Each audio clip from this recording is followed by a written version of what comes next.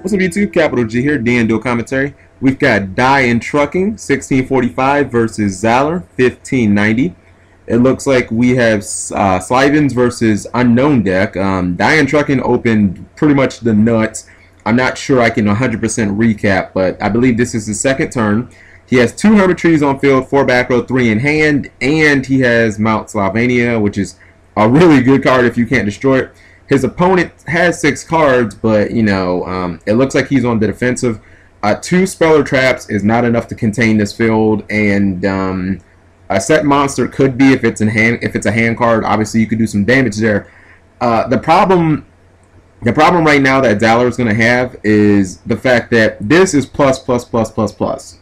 Every single time these guys mill a plant, you go plus. So it's not gonna, like, these are some of the most difficult monsters to deal with. And then in addition, he has Slive and Charity, so he gets to basically stack his deck however he wants it. So there's pretty much no chance. You see, he puts he got Princess Sprout and I guess Sylvania. Yeah, so he's putting Sylvania, and then he's gonna put Princess Sprout on top of his deck. So when the first Hermitree tries to activate, okay, well, he's going double MST. Hits double Fiendish Chain, which I can't possibly see pretty much any deck coming back against this. You see Hermitree mills Princess Sprout, which again we knew was there because he just stacked it on top of his deck. He gets the draw and he gets the summoner. He's probably going to make her level 8. And then he can mill again and just put, I guess, Mount Sylvania on the bottom of his deck. I wouldn't really see a point of him not milling it. It's not like you'd want to draw a second Mount Sylvania if you already have one on board. Now, you look how much advantage this deck creates. Like, one of the things that I like about this, okay, I guess he's going to activate Mount Sylvania. So, yeah, I guess he's launching the Princess Sprout that he has on field, which, why even make her level 8 if you were just going to, what's it called? If you were just going to launch her. Now, I know Sylvania on, what's it called? Okay, Sylvania on your turn stacks the deck, and then Sylvania on your opponent's turn mills. So you see he activates the second Hermitree, milling Peacekeeper, who is Monster Born for Plants. He gets the draw. He gets Lone Fire. I guess one of the, I guess he went, he may have went Lone Fire, like Soul Charge or something like that. Holy fuck, he has 3 Hermitrees out. I didn't even know they ran 3 of those.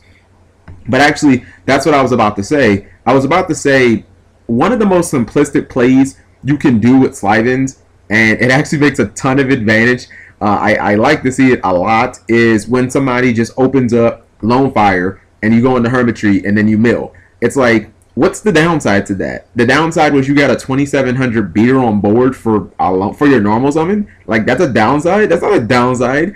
I mean, if you hit a plant, all hell breaks loose. You get the draw card, which means you really don't care what happens to your Hermitree on board. It already paid for itself and then some. But then if you mill a Sylvan, like, let's say you don't mill a Lone Fire, right? You mill a Sylvan, then you get an effect. So it's like, I don't know. I think when you open Hermitree, I think the chances of you winning the game, like, go through the roof. So you see he now has 3 Hermitrees on field. He goes for Felgran. I'm not even sure I'd want to give up the damage, honestly. Because if it's a hand monster, and you see it's Fire Hand, which is going to... Can he activate and damage that? I guess not. So anyways, yeah, that was the one monster that pretty much could save Zalor. And that's why I wouldn't have Exceed, like...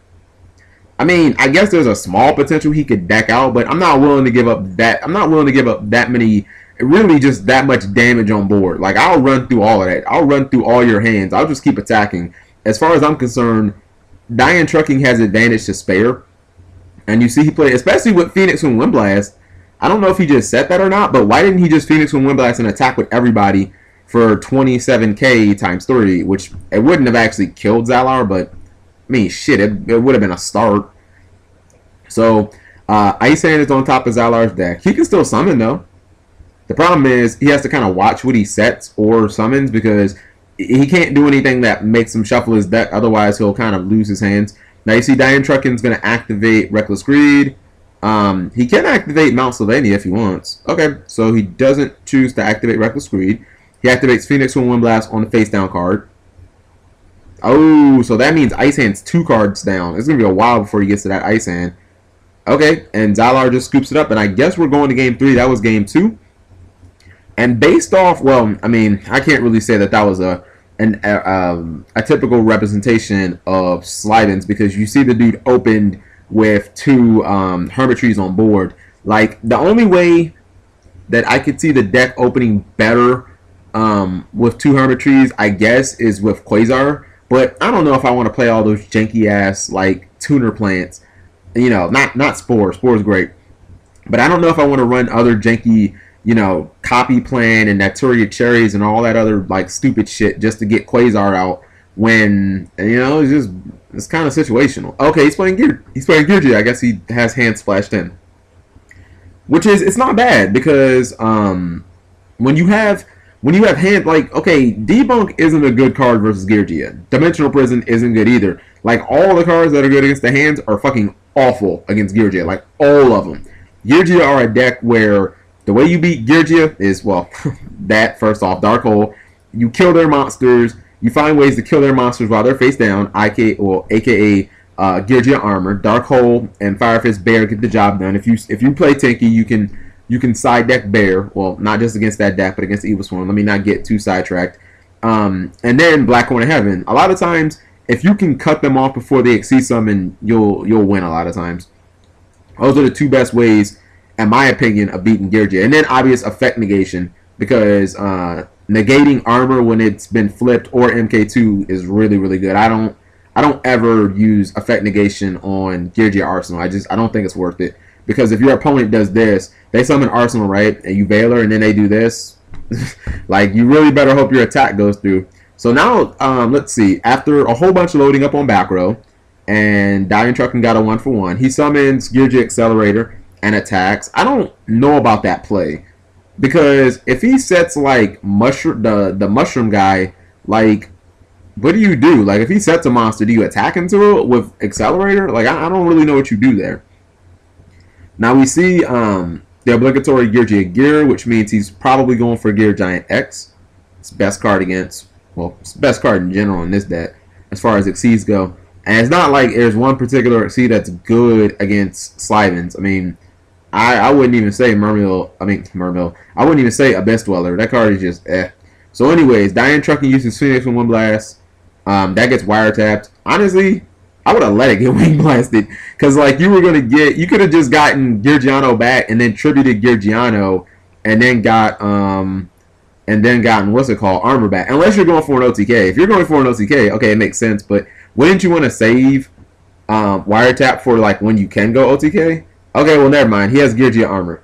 I mean, he has Geargia gear, so he could essentially go for an OTK now. Oh, needle ceiling that. Oh man, another wiretap? Holy fucking shit. Okay, I didn't see either one of those things coming. That's what's crazy about this duel. I didn't see a needle ceiling coming out of Sylvans, and I didn't see a wiretap coming out of Geargia. Well, you know, they played 3, and he has 7 tools in the hand, so that was damn, that match was over really, really quickly. Thank you guys for watching as always.